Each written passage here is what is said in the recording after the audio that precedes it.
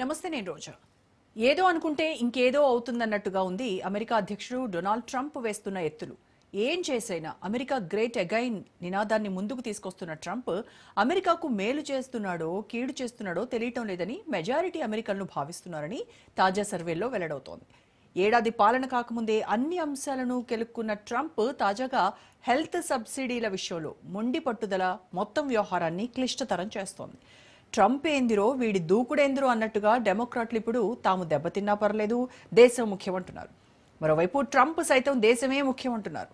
ఎవరి వల్ల ఎవరికి లాభం నష్టం అన్నది తేలాలంటే మరికొన్ని రోజులు పడుతోంది. ఈ నేపథ్యంలో అమెరికా గవర్నమెంట్ షట్ డౌన్ రాజకీయంగా ప్రకంపనలు సృష్టిస్తోంది. 6 ఏళ్ల తర్వాత మళ్లీ అమెరికా ప్రభుత్వం మూతపడింది. డెమోక్రాట్లు రిపబ్లికన్ల మధ్య నిధుల బిల్లులపై వచ్చిన ప్రతిష్టంభనతో అర్ధరాత్రి ఫెడరల్ నిధుల గడువు ముగిసింది. ఈ క్రమంలో లక్షలాది మంది ఫెడరల్ ఉద్యోగులు జీతం లేకుండా పనిచేయాల్సిన పరిస్థితి నెలకొంది.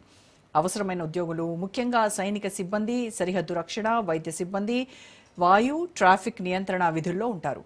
అయితే వీరికి జీతాలు తాత్కాలికంగా నిలిపేస్తారు. అవసరం లేని ఫెడరల్ సిబ్బందిని బలవంతపు సెలవుపై పంపించారు.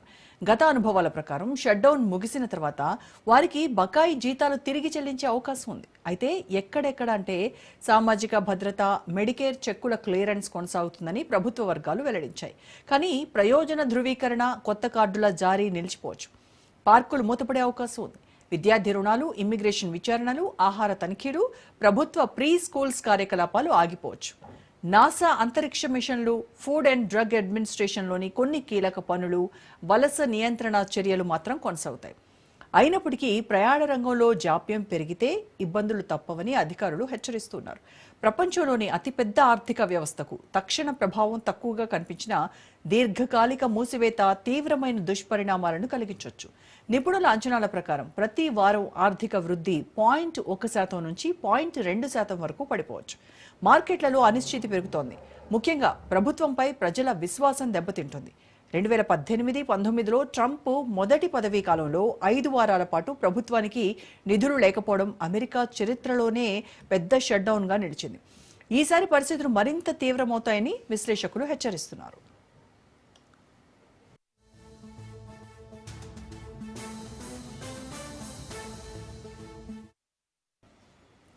రాజకీయంగా గందరగోళం, ప్రత్యర్థులతో పేచీలు, ట్రంప్ హెచ్చరికలు ప్రస్తుతం అమెరికాను కలవరపెడుతున్నాయి. ప్రస్తుత ప్రతిష్టంభనకు ప్రధాన కారణం ఆరోగ్య సంరక్షణ సబ్సిడీలే. డెమోక్రాట్లు వీటిని ఖర్చు బిల్లులో భాగం చేయాలని పట్టుబడుతుంటే రిపబ్లికన్లు వీటిని వేరుగా చర్చించాలి అంటున్నారు. ఈ పోటాపోటీ రాజకీయ వాతావరణాన్ని మరింత గందరగోళంగా మార్చింది. అధ్యక్షుడు ట్రంప్ తనదైన శైలిలో అగ్నికి ఆజ్యం పోశారు. ప్రభుత్వం మూతపడితే డెమోక్రాట్లు ఇష్టపడే అనేక కార్యక్రమాలను రద్దు చేస్తాం, ఇంకా మరింత మంది ఫెడరల్ ఉద్యోగులను తొలగిస్తామని ఆయన హెచ్చరించారు. అంతేకాకుండా తాము తొలగించే వారిలో ఎక్కువ మంది డెమోక్రాట్లే ఉంటారంటూ వ్యాఖ్యానించారు. ఈ వ్యాఖ్యలు ఇప్పటికే నిరుత్సాహంలో ఉన్న ఫెడరల్ ఉద్యోగుల్లో మరింత ఆందోళన రేకెత్తించాయి. ఈ ఏడాది ప్రారంభం నుంచే లక్షలాది మంది ఉద్యోగులు ఫెడరల్ పేరోల్ను విడిచిపెడుతున్నారని నివేదికలు సూచిస్తున్నాయి. కాంగ్రెస్లో డెమోక్రాట్లు, రిపబ్లికన్లు ఎవ్వరూ రాజీ పడే సూచనలు కనబడకపోవడంతో ఈ షట్డౌన్ ఎంతకాలం కొనసాగుతుందో క్లారిటీ రావట్లేదు. దేశ రాజకీయాలు మరింత అస్తవ్యస్తమవుతాయా, లేక ఇరు వర్గాలు కూర్చొని సమస్యకు పరిష్కారం కనుగొంటాయా అన్నది తేలాలి.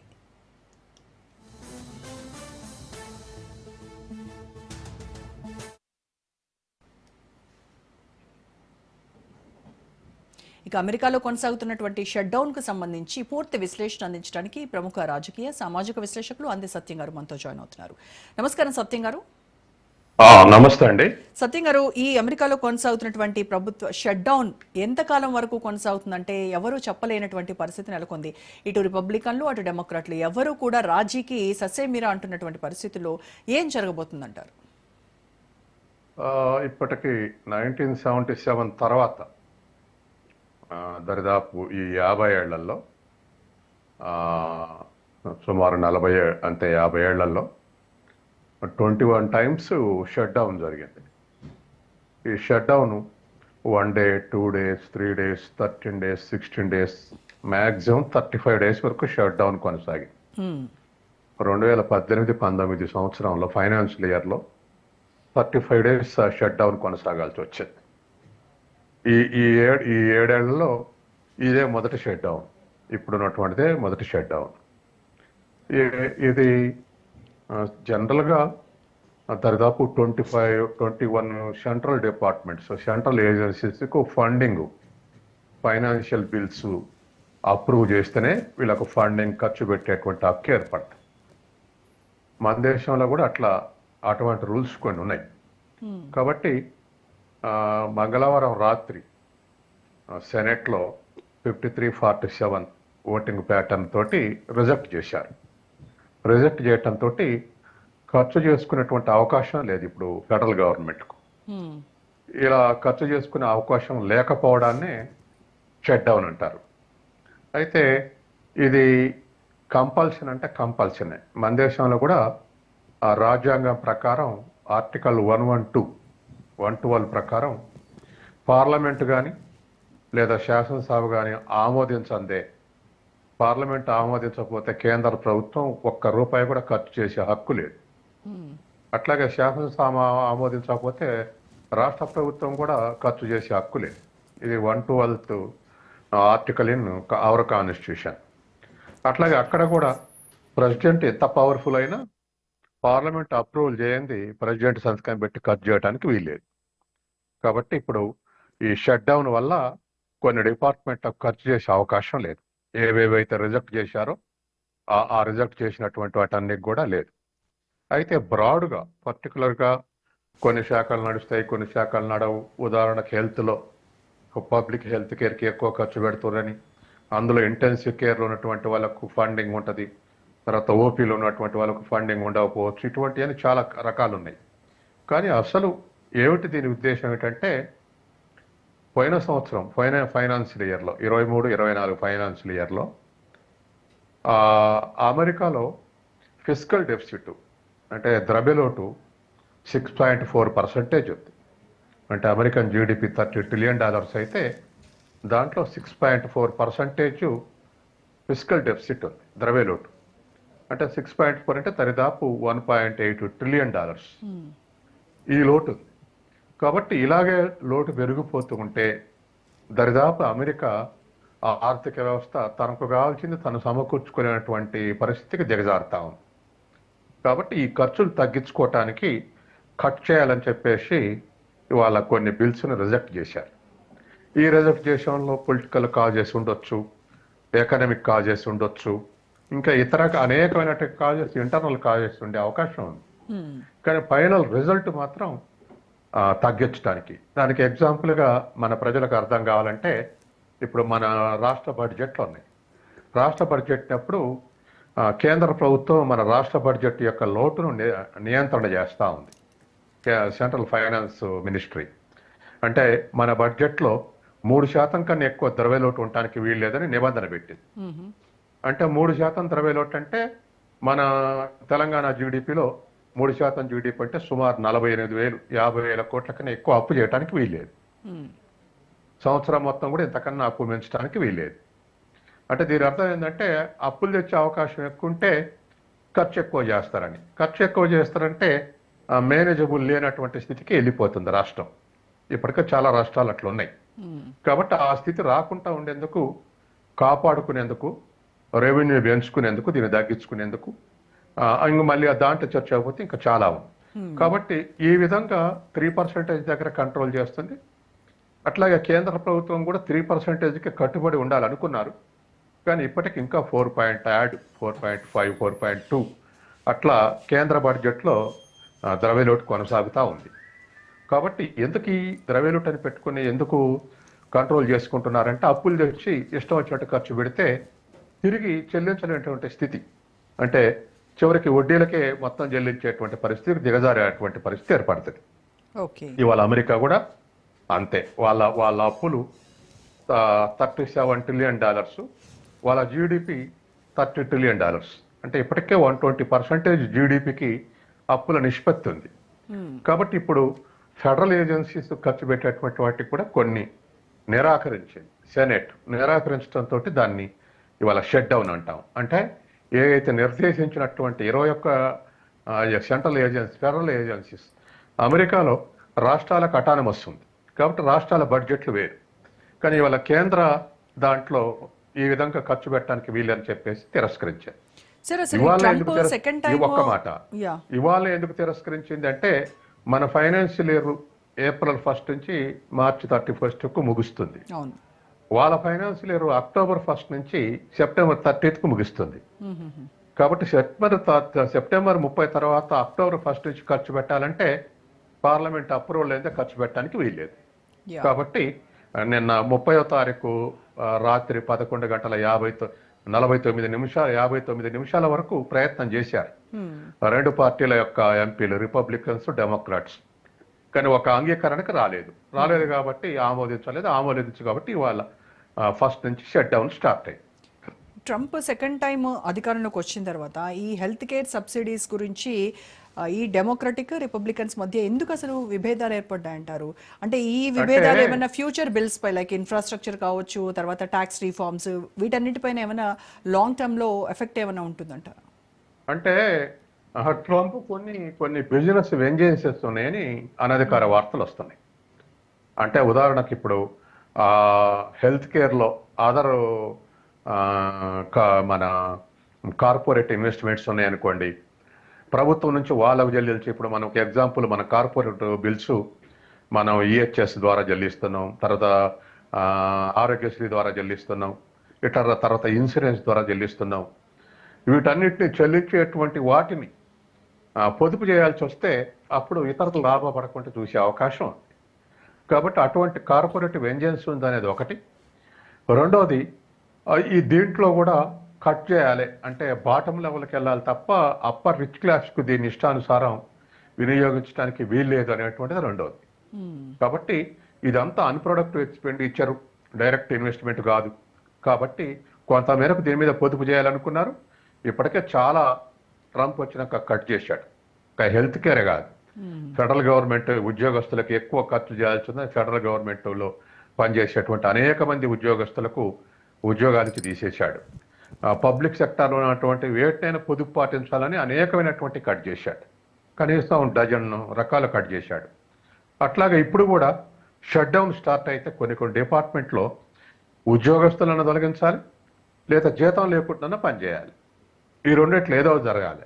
ఇప్పుడు వాళ్ళలోనే ఫెడరల్ ఎంప్లాయీస్, ఆర్మీ, అలాగే ఎమర్జెన్సీ సర్వీసెస్ లో వాళ్ళకి చాలా ఈ పెయిన్ అంతా వాళ్ళే అనుభవించాల్సి ఉంటుంది. శాలరీస్ డిలే అవ్వచ్చు, లేకపోతే ఇంకా ఒక ట్రామా కండిషన్లోకి వెళ్ళాలి, మానసిక ఒత్తిడి కూడా ఉంటుంది. ఖచ్చితంగా. ఎందుకంటే ఇవాళ శాలరీడ్ పీపుల్కు అక్కడ వీక్లీ శాలరీస్ పీపుల్ కాబట్టి అక్కడ ఉన్నటువంటి వాళ్ళకు ఖచ్చితంగా ఇది ప్రెజర్కి ఫీల్ అవుతారు.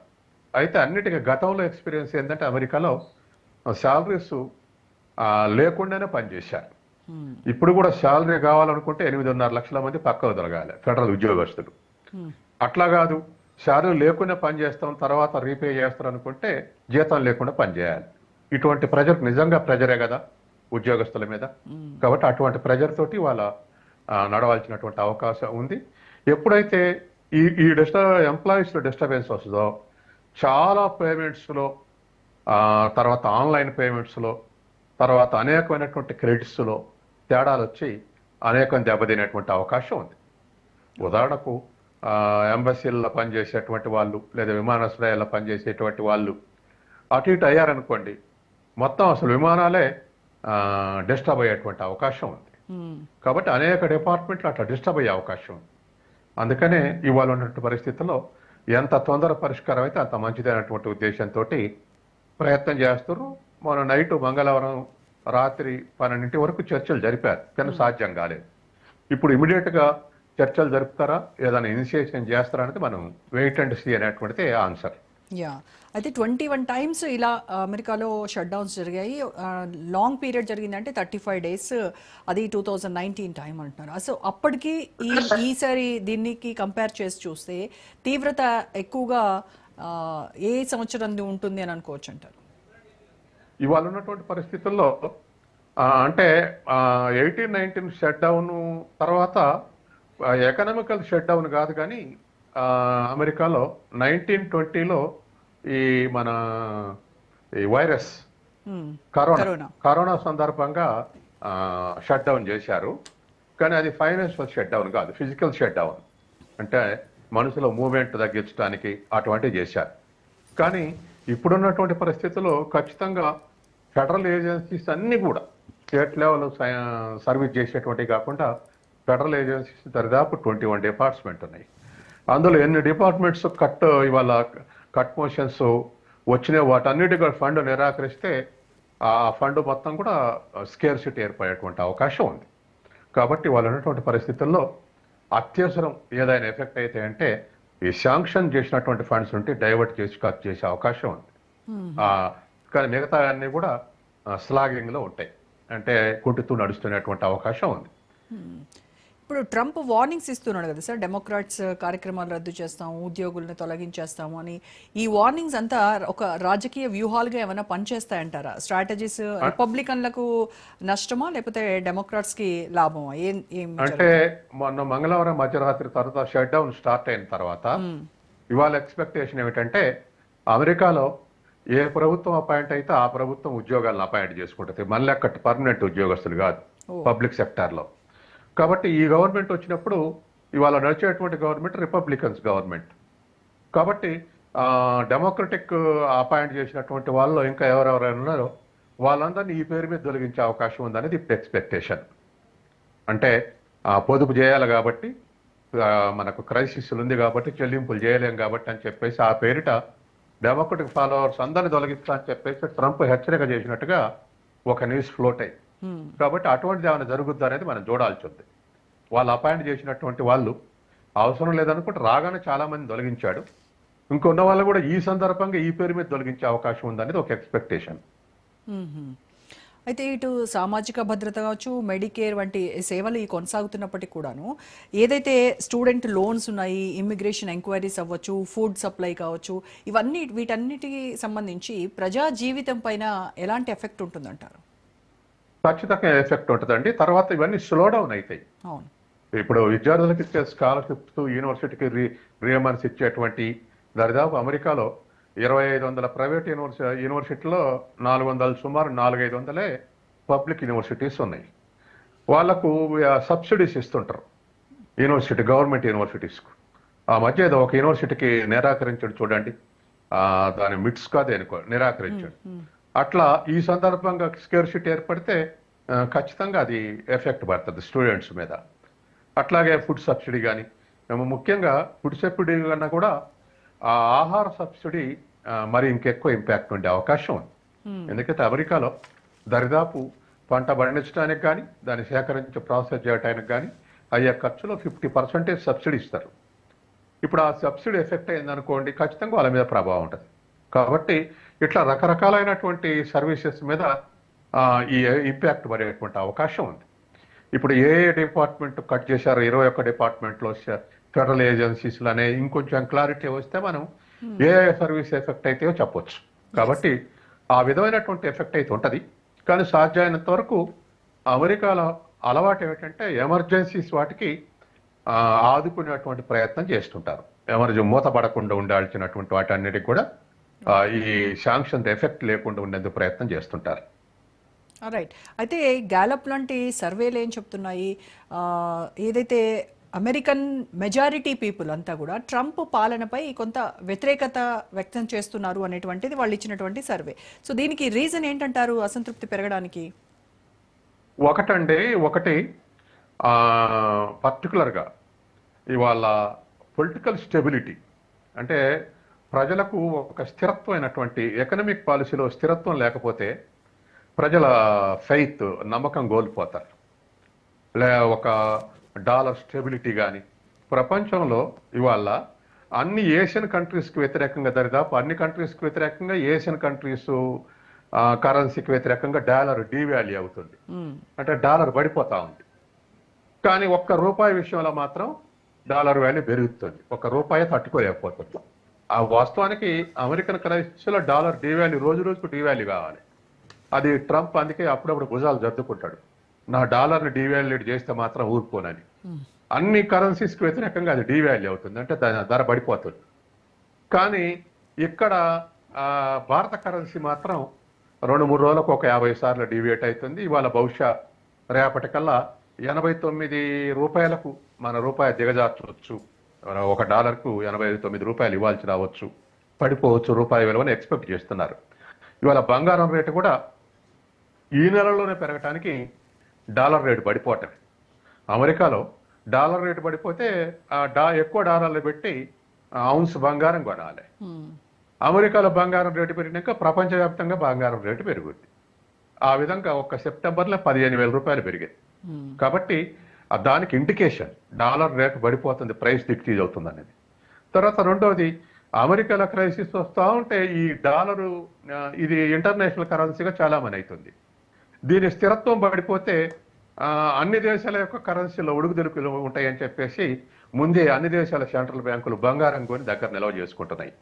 ఇప్పుడు మార్కెట్లో కస్టమర్స్ ఎట్లయితే ఎగబడి కొంటారో సెంట్రల్ బ్యాంకులు ఎగబడి కొంటున్నాయి.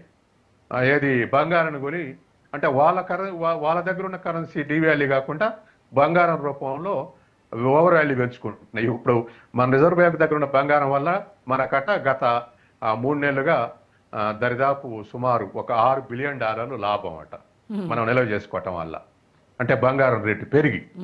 అయితే లాభాల కోసం నిల్వ చేసుకోలేదు, మన కరెన్సీ మన స్టెబిలిటీని, అంటే సెంట్రల్ బ్యాంకులు నష్టపడకుండా వీటిని కొని కొన్నిసార్లు స్టెబిలిటీ కొరకు కొని దాచుకుంటున్నాయి. దరిదాపు ఇవాళ ప్రపంచం మన దగ్గరనే, మన సెంట్రల్ బ్యాంక్ దగ్గర ఒకప్పటి నుంచి ఇప్పటి వరకు 859 టన్నుల బంగారం ఉంది. తర్వాత ఈ ఫైనాన్స్లో ప్రపంచంలో అన్ని బ్యాంకులు కలిసి 1,000 టన్నుల బంగారం కొని పెట్టుకున్నాయి. ఇప్పుడున్నటువంటి పరిస్థితుల్లో అమెరికాలో కూడా ఈ డాలరు అస్థిరతకు లోనైతే ఎప్పుడైనా ఆ ప్రజల యొక్క నమ్మకం తగ్గుద్ది. వీళ్ళకి శాత కావట్లేదు, అందుకే ఈ ఎత్తుగా కింద మీద అవుతుందని అనుకుంటారు. తర్వాత రెండోది ఏమిటంటే ఈ ఈ వీటి వల్ల ఇన్స్టెబిలిటీ వల్ల అమెరికా అంతా కార్పొరేట్ వ్యవస్థ కాబట్టి రోజు షేర్లలో పెట్టి రోజు ఉపసంహరించుకుంటారు, డైలీ కొని అమ్ముతుంటారు. ఇప్పుడు మన దేశంలో పెట్టినటువంటి పెట్టుబడుల్ని ఒక్కరోజే $16 బిలియన్ ఉపసంహరించుకోరు అమెరికన్ కార్పొరేట్ వర్గాలు. ఎందుకంటే పడిపోతుంది కాబట్టి, వాల్యూ పడిపోతుంది కాబట్టి, డాలర్ మించి రూపాయి వాల్యూ పడిపోతుంది కాబట్టి వాళ్ళ డాలర్లు వాళ్ళు ఉపసంహరించుకుంటే అప్పుడు డాలర్ డిమాండ్ దిగి మన రూపాయి వాల్యూ పడిపోతుంది. ఈ పరిస్థితి అంతా నడుస్తూ ఉంది ఇవాళ. కాబట్టి అమెరికాలో ఇన్స్టెబిలిటీకి ట్రంప్ విధానాలు కారణం అవుతున్నాయని ప్రజల్లో ఒక ఇది ఏర్పడింది. ఈ అసంతృప్తి కనుక అలాగే కంటిన్యూ అయితే మరి 2026 లో ఉన్న మిడ్ టర్మ్ ఎలక్షన్స్ పైన ఎఫెక్ట్ ఉంటుందంటారా? అది మళ్ళీ స్టేట్ ఎలక్షన్స్ కదా. మిడ్ టర్మ్ ఇప్పుడు ట్రంప్ కి ఇంకా 3 years ఉంది, సుమారు 2.5 years ఉంది. కానీ స్టేట్ ఎలక్షన్స్ మీరు అన్నట్టుగా డ్యూ ఉన్నాయి. దాదాపు 50 రాష్ట్రాల్లో ఎలక్షన్స్ డ్యూ ఉన్నాయి. వాటిలలో ఖచ్చితంగా ఆయా రాష్ట్రాల్లో ఈ రిపబ్లికన్ డెమోక్రటిక్ ఈ చర్చ జరిగే అవకాశం, దీనివల్లనే ఈ విధంగా అవుతుంది అనేది. తర్వాత రెండోది, ఒకేసారి అత్యాశకు పోతున్నాడు ట్రంప్. అంటే నెమ్మది ఇప్పుడు మన రాష్ట్ర ప్రధానమంత్రులు కానీ ముఖ్యమంత్రులు కానీ ఇతర దేశాలు పోయి వివిధ సదస్సుల్లో మాట్లాడి మేము ఇన్ఫ్రాస్ట్రక్చర్ ఇస్తాం, మేము కన్సెషన్స్ ఇస్తాం, సబ్సిడీస్ ఇస్తాం, తర్వాత లిబరలైజ్ చేస్తాం అని హామీలు ఇచ్చి విదేశీ పెట్టుబడులు సమీకరిస్తున్నాం. ట్రంప్ మాత్రం దాడి చేసి సమీకరిస్తున్నాడు. అంటే టారిఫ్లు పెంచి ఇతర దేశాల దిగుమతులు అమెరికాకు రాకుండా చేసి ఇక లాభం లేదు, మనమే పోయి అమెరికాలో పెట్టుబడులు పెట్టి ఉత్పత్తి చేద్దాం అనుకునే స్థితికి తీసుకొచ్చి అక్కడ ఉత్పత్తి పెంచాలి అనేటువంటి ఆయన యొక్క లక్ష్యం. ఇతర దేశాలు రెసిస్ట్ చేస్తే ఆయన లక్ష్యాలకు తూట్లు పడుస్తాయి. ఇతర దేశాలు సరెండర్ అవుతా ఉంటే ఆయన లక్ష్యం సక్సెస్ఫుల్ గా పూర్తవుతుంది. ఇప్పుడు ఎక్కడికక్కడే అడ్డం తిరుగుతున్నారు. ఫస్ట్ బాగా అడ్డం తిరిగింది చైనా. ఆ తర్వాత మనం కూడా కొంత రెసిస్ట్ చేస్తున్నాం, బ్రెజిల్ రెసిస్ట్ చేస్తుంది, ఇట్లా చాలా దేశాలు ఉన్నాయి. అందుకని ఈ అగ్రెసివ్ పాత్ అమెరికా ప్రజలకు నష్టం జరగట్లేదు. ఇది స్వాలో కావాలంటే నెమ్మదిగా చేస్తే పోయేది, కానీ అగ్రెసివ్ చేస్తుండే. బహుశా 4 ఏళ్లలో నా టర్మ్ అయిపోద్ది, ఇంకో 3 ఏళ్లలో నేను చేసి చూపెట్టాలనేది ఒకటి ఉండొచ్చు. తర్వాత ఆయన హిమ్సెల్ఫ్ కార్పొరేట్ కాబట్టి ఇతర కార్పొరేట్లతోటి వెంజన్స్ కూడా పనిచేయ. ఇప్పుడు ఉదాహరణకు ఎలాన్ మస్క్ ఆయన కలిసి పనిచేశారు. ఈ ఎలాన్ మస్క్ ఆయన కార్లకు, విద్యుత్ శక్తి కార్లకు దేశవ్యాప్తంగా ఇన్ఫ్రాస్ట్రక్చర్ ఉంది. ఆ ఇన్ఫ్రాస్ట్రక్చర్ మీద పెట్టుబడుల గవర్నమెంట్ ఎందుకు పెట్టాలని ఉపసంహరించుకుంది, అంటే ఎలాన్ మస్క్ దెబ్బ కొట్టడానికి. ఇటువంటివి కూడా ఆయన అనుసరించేటటువంటి విధానాల్లో ఈ తేడాలు ఉన్నాయేమని చెప్పేసి వాళ్ళు అనుమానిస్తున్నారు. పాకిస్తాన్లో పోయి నేను బెలుచిస్తాన్లో ఆయిల్ నిల్వలు చేసి భారతదేశానికి సప్లై చేస్తుంటే, బెలుచిస్తాన్ను నిల్వ చేస్తుంటే అర్థమైంది దరిదాపు 4 ప్రావిన్స్లలో ఒక ప్రావిన్స్ నేను స్వాధీనం చేసుకుంటే నేను పెడతా అంటున్నాడు. అట్లా ఆఫ్ఘనిస్తాన్లో డోగ్రామ్ నాకు అది విమానాశ్రయం స్వాధీనం చేసుకుంటే అంటుండు. ఇష్టమే ఇష్టం. అట్లాగే అక్కడ వెనుజులా దాని పక్కన ఉన్నటువంటి సూయేజ్ కాలను స్వాధీనం చేసుకుంటా మాకు కాస్ట్లు ఎక్కువైతున్నాయి, మా దగ్గరే ఉంచుకుంటా అంటుండు. అట్లాగే కెనడాని మా దేశంలో 51 రాష్ట్రంగా ఉండండి అంటున్నాడు. అట్లాగే గ్రీన్లాండ్ నేను స్థావరం పెడతా అంటున్నాడు. అగో ఈ విధమైనటువంటి ఒక అమెరికా పాలసీలు మారకపోయినా ప్రెసిడెంట్లు కొంతమంది బ్యాలెన్స్గా మాట్లాడేవాళ్ళు, కానీ ట్రంప్ మాత్రం అవుట్ స్పోకెన్. ఈ విధమైనటువంటి పరిస్థితులు అక్కడ ప్రజలు కూడా ఇష్టపడలేదు. యా, ఇప్పుడు ఈ షట్ డౌన్ కి ఎండ్ కార్డు పడాలి అని అంటే ఇటు డెమోక్రాట్స్ రిపబ్లికన్స్ మధ్య ఎలాంటి కీలక చర్చలు, డిస్టర్బెన్స్ వస్తుంది. ఇప్పుడు ఈ షట్ డౌన్ ఒక ఎండ్ కార్డు పడాలి అని అంటే ఇటు రిపబ్లికన్లు కావచ్చు, ఇటు డెమోక్రాట్స్ కావచ్చు, వీళ్ళ మధ్య ఎలాంటి కీలక చర్చలు జరగాలంటారు? రాత్రి వరకు జరిగినటువంటి చర్చల వల్ల ఎలాంటి ఫలితం లేదు. మరి ముందు దీనికి ఏంటి సొల్యూషన్ అంటారు? అంటే ఒకటే, ద్రవ్యలోటు తగ్గించుకోవటానికి ముందు ఒక అంగీకారానికి రావాల్సింది. ఇప్పుడు మన ఈ ఫైనాన్షియల్ ఇయర్లో మొన్న అక్టోబర్ వరకు ఇప్పుడు నడుస్తున్న దాంట్లో 7% ఉంది అంటారు. అదివరకేమో 6.4% ఫిజికల్ డెఫిసిట్ అమెరికన్ బడ్జెట్లో, ఇప్పుడు 7% పెరిగింది అంటారు. కాబట్టి ఖర్చులు తగ్గించుకోవాలి, అమెరికా అప్పుల పాలు కావద్దు అనేటువంటి ఒక లక్ష్యంతో ఉన్నట్టుగా అవుపడుతుంది. కాబట్టి దానికి ఒక అంగీకారానికి వస్తే ఆ తర్వాత ఫండ్స్ ఏ ఏజెన్సీలకు ఫండ్స్ కట్ చేయాలో, ఎంత శాతం కట్ చేయాలో రెండు పార్టీలు ఒక అంగీకారానికి వస్తే అది కూడా అప్రూవల్ అయ్యే అవకాశం ఉంది. అది వితిన్ 10 డేసా, 20 డేసా, 30 డేసా, 1 డేనా అనేటువంటిది వాళ్ళు అనుసరించేటువంటి వాళ్ళ పర్సెప్షన్, రెండు పార్టీల యొక్క పర్సెప్షన్ బట్టి ఉంటుంది. ఎందుకంటే వాస్తవానికి ఇవాళ పబ్లిక్ ఎక్స్పెండిచర్ చేసే స్థితిలో లేదు అమెరికా. అంటే అమెరికా స్వయంగా ప్రభుత్వం పెట్టుబడులు పెట్టే స్థితిలో లేదు. కాబట్టి కార్పొరేట్ పెట్టుబడుల కోసమే ప్రపంచవ్యాప్తంగా టారిఫ్ వేసి బెదిరించి కార్పొరేట్ పెట్టుబడులు వాళ్ళ దేశం, మీరు చూశారు కదా, మన దేశంలో ఐఫోన్ పెట్టి ఎగుమతి చేస్తామంటే ఆడగాదు పెట్టేది మా దేశంలో వచ్చి పెట్టు, లేకపోతే నీ ఫోన్లు రానియని, లేదా టారిఫ్లు పెంచుతాను బెదిరించాడుగా శాంసంగ్ ఐఫోన్ కూడా. ఇప్పుడు కూడా మిగతా ఇండస్ట్రీస్ని కూడా అట్లే వార్నింగ్ ఇస్తున్నాడు కదా ప్రపంచవ్యాప్తంగా. కాబట్టి అమెరికన్ పబ్లిక్ ఎక్స్పెండిచర్ చేసే స్థితిలో లేదు, అమెరికన్ కార్పొరేట్లు కూడా అకస్మాత్తుగా పెంచే స్థితిలో లేరు. కాబట్టి ఇతర దేశాలందరూ మా పెట్టుబడులు లాక్కున్నారు, మా బిజినెస్ లాక్కున్నారు, ఇప్పుడు మాకు ఇవ్వాలి, మా దేశాన్ని రావాలి అని చెప్పేసి ఇటువంటి పాలసీని అమలు చేస్తున్నాడు. అది ఎంతవరకు సక్సెస్ అవుతాడు ట్రంప్ అనేటువంటిది మిగతా దేశాల యొక్క బ్లాక్స్ని బట్టి కూడా ఉంటుంది. బ్రిక్స్ ఉంది, రెసిస్ట్ చేయడానికి నిర్ణయించుకుంది. అట్లాగే ఏసియాన్ ఉంది, రెసిస్ట్ చేయడానికి నిర్ణయించుకుంది. ఇటువంటి బ్లాక్స్, దేశాలు ఇవన్నీ రెసిస్ట్ చేస్తే ఆయన సక్సెస్ రేట్ తగ్గుద్ది. రెసిస్ట్ చేయకుండా ట్రంప్ మాట అంటే సక్సెస్ రేట్ పెరుగుతుంది. అదే ఒక డిఫరెన్స్. కాబట్టి ఏదేమైనా ఇవాళ ఉన్నటువంటి షట్ డౌన్ దీర్ఘకాలం కొనసాగితే ఓవరాల్ ఎకానమీకి నష్టం, అమెరికా ఎకానమీకి నష్టం. ఎందుకంటే అట్లీస్ట్ 0.1 నుంచి 0.23 వరకు గ్రోత్ రేట్ పడిపోయే అవకాశం ఉంది. ఇది ఇండైరెక్ట్ గా వరల్డ్ వైడ్ ఎకానమీ పైన కూడా ఇంపాక్ట్ ఏమైనా ఉంటుందా? వరల్డ్ వైడ్ ఎకానమీ పైన కూడా ఏదైనా? ఖచ్చితంగా. ఎందుకంటే అమెరికా తోటి ఎక్స్పోర్ట్స్ ఇంపోర్ట్స్ సంబంధాలు ఉన్న తర్వాత ఆటోమేటిక్ గా మిగతా దేశాల మీద కూడా ఇంకా అంతకన్నా తక్కువ డెసిమల్ ఆస్పెక్ట్ ఇంపాక్ట్ ఉండేటువంటి అవకాశం ఉంది. ఎందుకంటే అమెరికా గ్రోత్ రేట్ పడిపోతే అమెరికా ఎక్స్పోర్ట్ కెపాసిటీ తగ్గుద్ది కదా. అట్లా రెండు వైపులా అంతో ఇంతో ప్రభావం ఉండేటువంటి అవకాశం ఉంది. దానికి ఎగ్జాంపుల్ కూడా 1930s లో అమెరికా ఎకానమీ 0 లెవెల్ పడిపోతే మనం డిప్రెషన్ స్టార్ట్ చేయంటాం. -0, -2, -3 అంటే ప్రతిద్రవ్యోల్బణం అంటాం. ఇంకా పడిపోతే డిప్రెషన్ అంటాం. కాబట్టి అప్పుడు డిప్రెషన్ లోనే మొత్తం ప్రపంచం దెబ్బతిన్నది. ఇప్పుడు కూడా దీనివల్ల కొద్దిగా ఎఫెక్ట్ అయ్యే అవకాశం ఉంది. థ్యాంక్ యూ సో మచ్ సత్యం గారు. ఇది వాటి special debate. Stay tuned to